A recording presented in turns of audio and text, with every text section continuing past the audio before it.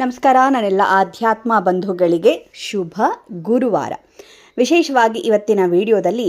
ಸುಬ್ರಹ್ಮಣ್ಯ ಸ್ವಾಮಿಯ ಒಂದು ವಿಶೇಷ ಶ್ಲೋಕವನ್ನು ಪಾರಾಯಣ ಮಾಡ್ತಾ ಇದ್ದೇನೆ. ತಪ್ಪದೇ ಕೇಳಿಸ್ಕೊಳ್ಳಿ. ವಿಶೇಷವಾದಂಥ ಅನುಗ್ರಹ, ಎಂಥ ನಾಗದೋಷಗಳಿದ್ದರೂ ಕೂಡ ಪರಿಹಾರವಾಗಿ ನಿಮ್ಮ ಜೀವನ ಸುಖಮಯವಾಗಿರಲಿಕ್ಕೆ ಸುಬ್ರಹ್ಮಣ್ಯನ ಅನುಗ್ರಹ ಖಂಡಿತವಾಗ್ಲೂ ಬೇಕು. ಬನ್ನಿ, ಶ್ರದ್ಧೆಯಿಂದ ಶ್ಲೋಕ ಕೇಳಿಸ್ಕೊಳ್ಳಿ. ತುಂಬ ಅನುಗ್ರಹಪ್ರದವಾದಂಥ ಒಂದು ಶ್ಲೋಕ. ಷಡಾನನಂ ಕುಂಕುಮರಕ್ತವರ್ಣಂ ಮಹಾಮತಿಂ ದಿವ್ಯಮಯೂರವಾಹನಂ ರುದ್ರಸ್ಯ ಸೂನುಂ ಸುರಯೂಥಾನಾಥಂ ಗುಹಂ ಸದಾಹಂ ಶರಣಂ ಪ್ರಪದ್ಯೆ ಕರಧೃತಾ ನವರಾಗಂ ಕಲ್ಪಿತಾಶೇಷಭೂಷಂ ವರಮಪಿ ಕಟಿಭಾಗೇ ನ್ಯಸ್ತಹಸ್ತಾಂಬುಜೈಕಂ ಅರುಣಾಕಿರಣಾ ಶೋಭಾಂ ತಾರಕಧ್ವಂಸಿನಾಥಂ ಶರವಣಾ ಭವಮೀಡೇ ಶಾಂಕರಂ ಸ್ಕಂದಮೀಶಂ. ಷಡಾನನಂ ಕುಂಕುಮರಕ್ತವರ್ಣಂ ಮಹಾಮತಿಂ ದಿವ್ಯಮಯೂರವಾಹನಂ ರುದ್ರಸ್ಯ ಸೂನುಂ ಸುರಯೂಥಾನಾಥಂ ಗುಹಂ ಸದಾಹಂ ಶರಣಂ ಪ್ರಪದ್ಯೆ ಕರಧೃತಾ ನವರಾಗಂ ಕಲ್ಪಿತಾಶೇಷಭೂಷಂ ವರಮಪಿ ಕಟಿಭಾಗೇ ನ್ಯಸ್ತಹಸ್ತಾಂಬುಜೈಕಂ ಅರುಣಾಕಿರಣಾ ಶೋಭಾಂ ತಾರಕಧ್ವಂಸಿನಾಥಂ ಶರವಣಾ ಭವಮೀಡೇ ಶಾಂಕರಂ ಸ್ಕಂದಮೀಶಂ.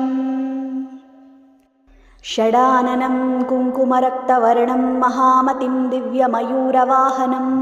ರುದ್ರಸ್ಯ ಸೂನುಂ ಸುರಯೂಥಾನಾಥಂ ಗುಹಂ ಸದಾಹಂ ಶರಣಂ ಪ್ರಪದ್ಯೆ ಕರಧೃತಾ ನವರಾಗಂ ಕಲ್ಪಿತಾಶೇಷಭೂಷಂ ವರಮಪಿ ಕಟಿಭಾಗೇ ನ್ಯಸ್ತಹಸ್ತಾಂಬುಜೈಕಂ ಅರುಣಾಕಿರಣಾ ಶೋಭಾಂ ತಾರಕಧ್ವಂಸಿನಾಥಂ ಶರವಣಾ ಭವಮೀಡೇ ಶಾಂಕರಂ ಸ್ಕಂದಮೀಶಂ. ಷಡಾನನಂ ಕುಂಕುಮರಕ್ತವರ್ಣಂ ಮಹಾಮತಿಂ ದಿವ್ಯಮಯೂರವಾಹನಂ ರುದ್ರಸ್ಯ ಸೂನುಂ ಸುರಯೂಥಾನಾಥಂ ಗುಹಂ ಸದಾಹಂ ಶರಣಂ ಪ್ರಪದ್ಯೆ ಕರಧೃತಾ ನವರಾಗಂ ಕಲ್ಪಿತಾಶೇಷಭೂಷಂ ವರಮಪಿ ಕಟಿಭಾಗೇ ನ್ಯಸ್ತಹಸ್ತಾಂಬುಜೈಕಂ ಅರುಣಾಕಿರಣಾ ಶೋಭಾಂ ತಾರಕಧ್ವಂಸಿನಾಥಂ ಶರವಣಾ ಭವಮೀಡೇ ಶಾಂಕರಂ ಸ್ಕಂದಮೀಶಂ. ಷಡಾನನಂ ಕುಂಕುಮರಕ್ತವರ್ಣಂ ಮಹಾಮತಿಂ ದಿವ್ಯಮಯೂರವಾಹನಂ ರುದ್ರಸ್ಯ ಸೂನುಂ ಸುರಯೂಥಾನಾಥಂ ಗುಹಂ ಸದಾಹಂ ಶರಣಂ ಪ್ರಪದ್ಯೆ ಕರಧೃತಾ ನವರಾಗಂ ಕಲ್ಪಿತಾಶೇಷಭೂಷಂ ವರಮಪಿ ಕಟಿಭಾಗೇ ನ್ಯಸ್ತಹಸ್ತಾಂಬುಜೈಕಂ ಅರುಣಾಕಿರಣಾ ಶೋಭಾಂ ತಾರಕಧ್ವಂಸಿನಾಥಂ ಶರವಣಾ ಭವಮೀಡೇ ಶಾಂಕರಂ ಸ್ಕಂದಮೀಶಂ. ಷಡಾನನಂ ಕುಂಕುಮರಕ್ತವರ್ಣಂ ಮಹಾಮತಿಂ ದಿವ್ಯಮಯೂರವಾಹನಂ ರುದ್ರಸ್ಯ ಸೂನುಂ ಸುರಯೂಥಾನಾಥಂ ಗುಹಂ ಸದಾಹಂ ಶರಣಂ ಪ್ರಪದ್ಯೆ ಕರಧೃತಾ ನವರಾಗಂ ಕಲ್ಪಿತಾಶೇಷಭೂಷಂ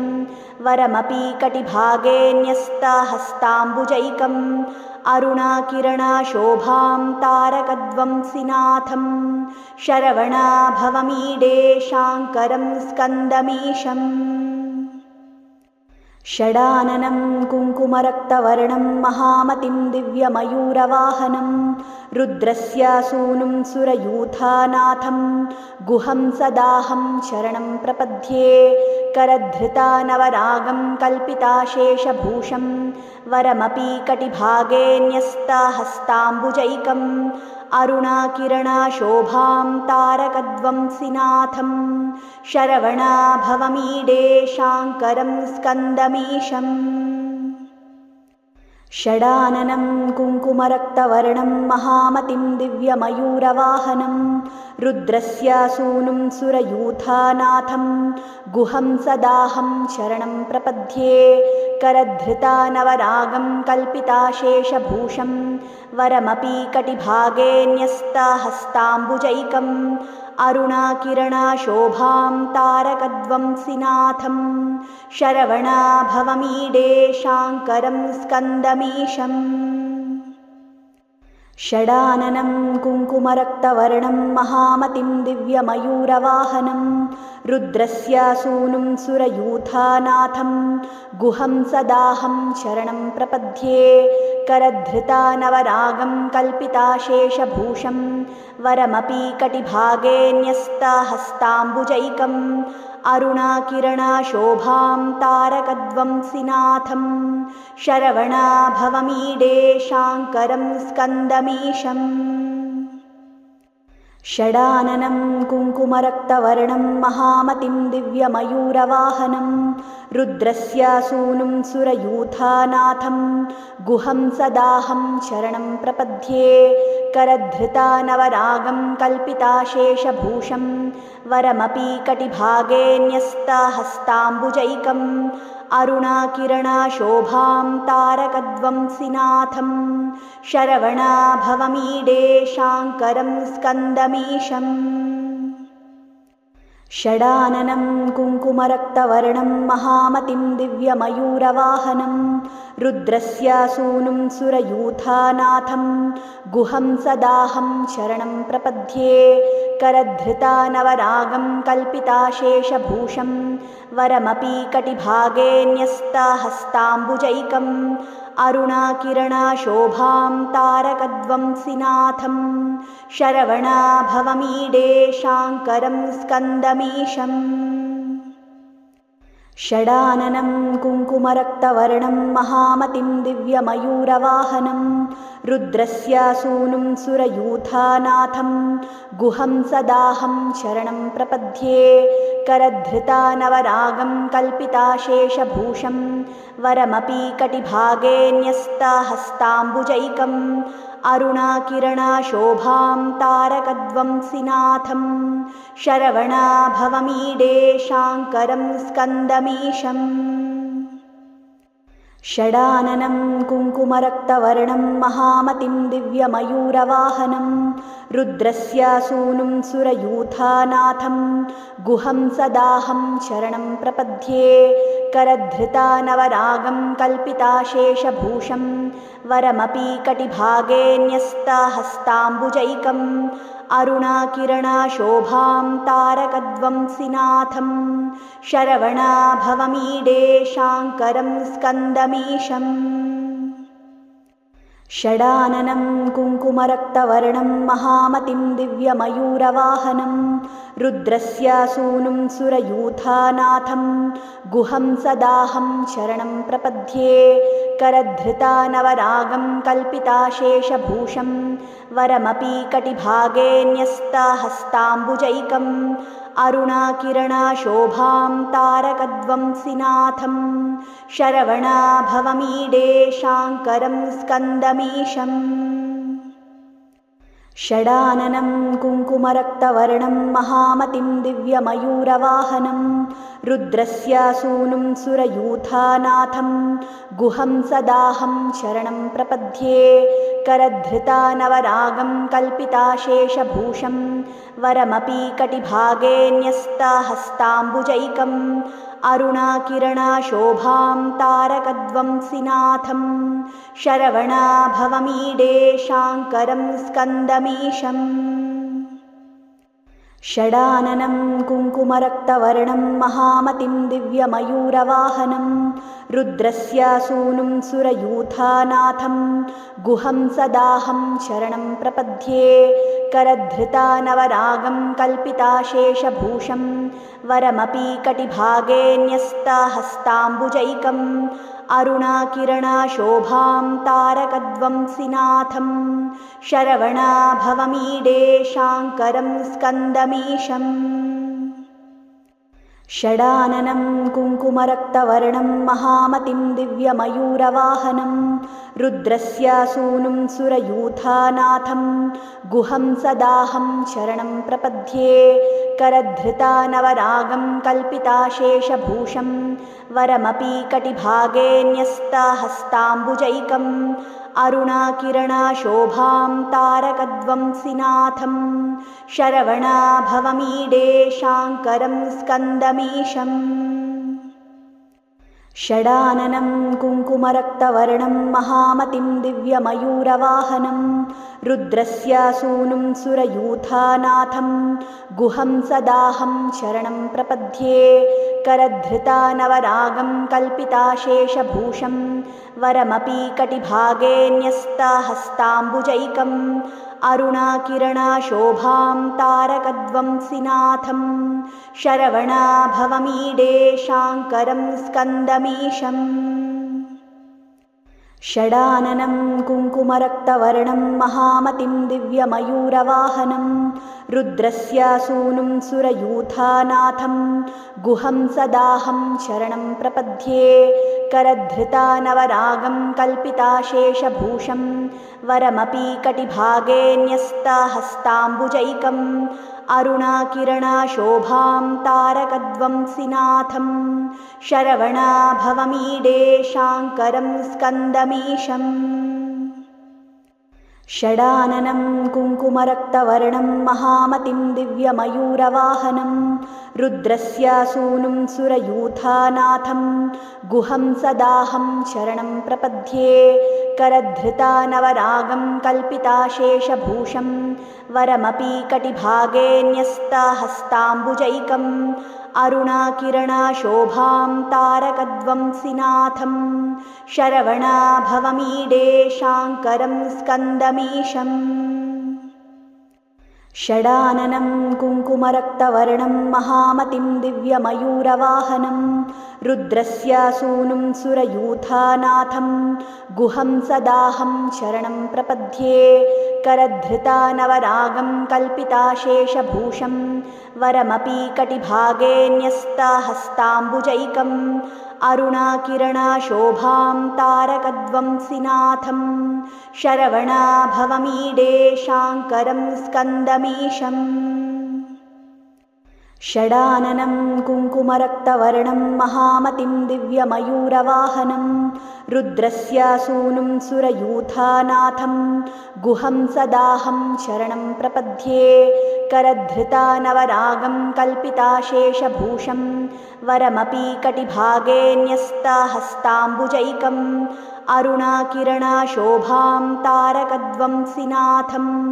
शरवणाभवमीडे शाङ्करं स्कन्दमीशम् षडाननं कुङ्कुमरक्तवर्णं महामतिं दिव्यमयूरवाहनं रुद्रस्य सूनुं सुरयूथानाथं गुहं सदाहं शरणं प्रपद्ये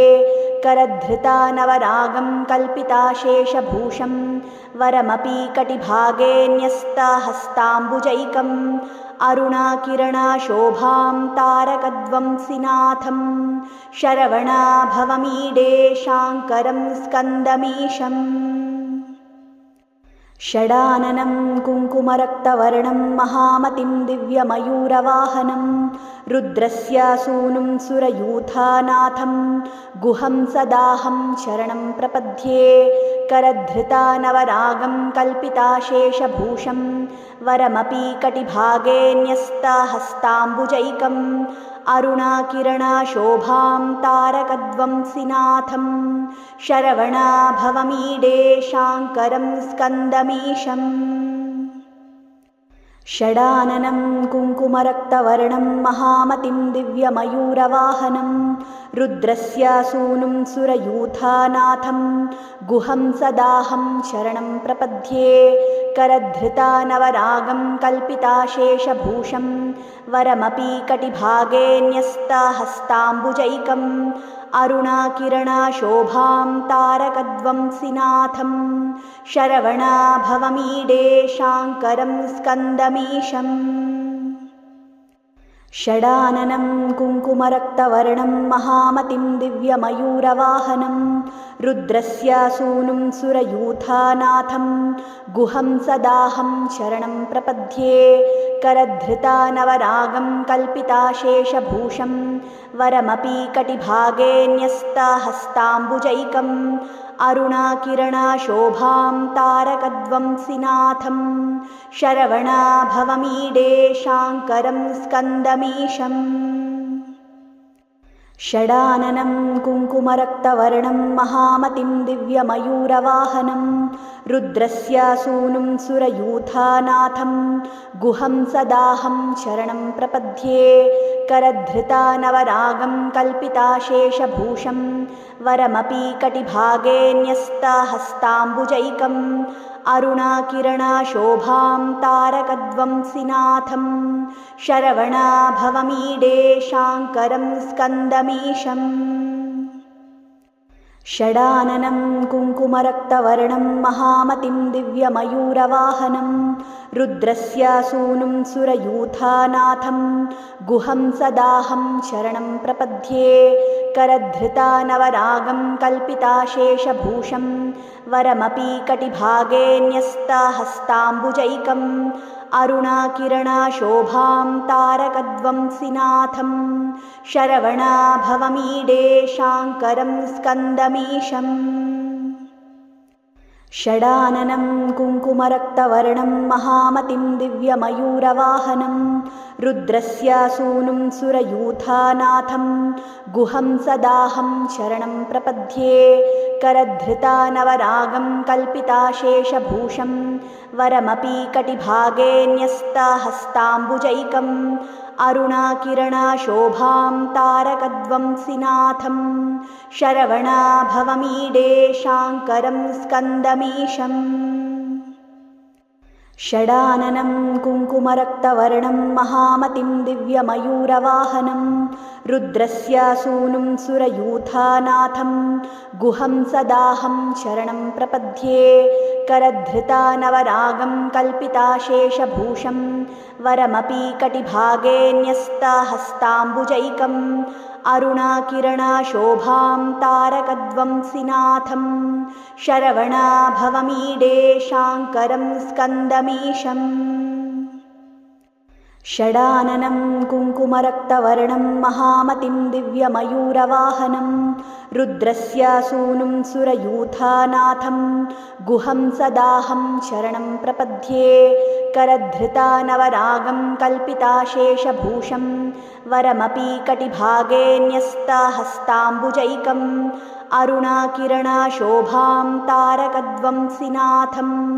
शरवणाभवमीडे शाङ्करं स्कन्दमीशम् षडाननं कुङ्कुमरक्तवर्णं महामतिं दिव्यमयूरवाहनं रुद्रस्य सूनुं सुरयूथानाथं गुहं सदाहं शरणं प्रपद्ये करधृता नवरागं कल्पिताशेषभूषं वरमपि कटिभागे न्यस्तहस्ताम्बुजैकम् अरुणाकिरणाशोभां तारकध्वंसिनाथं शरवणाभवमीडे शाङ्करं स्कन्दमीशम् षडाननं कुङ्कुमरक्तवर्णं महामतिं दिव्यमयूरवाहनं रुद्रस्य सूनुं सुरयूथानाथं गुहं सदाहं शरणं प्रपद्ये करधृता नवरागं कल्पिताशेषभूषं वरमपि कटिभागे न्यस्तहस्ताम्बुजैकम् अरुणाकिरणाशोभां तारकध्वंसिनाथं शरवणाभवमीडे शाङ्करं स्कन्दमीशम् षडाननं कुङ्कुमरक्तवर्णं महामतिं दिव्यमयूरवाहनं रुद्रस्य सूनुं सुरयूथानाथं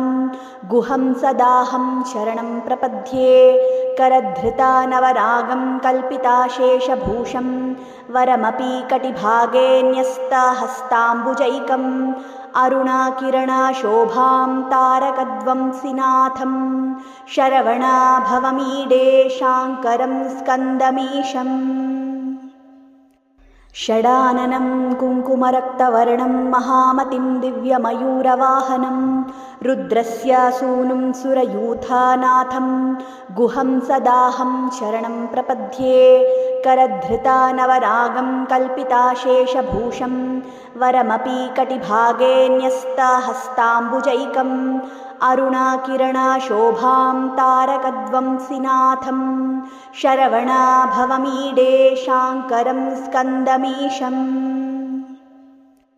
षडाननं कुङ्कुमरक्तवर्णं महामतिं दिव्यमयूरवाहनं रुद्रस्य सूनुं सुरयूथानाथं गुहं सदाहं शरणं प्रपद्ये करधृता नवरागं कल्पिताशेषभूषं वरमपि कटिभागे न्यस्तहस्ताम्बुजैकम् अरुणाकिरणाशोभां तारकध्वंसिनाथं शरवणाभवमीडे शाङ्करं स्कन्दमीशम्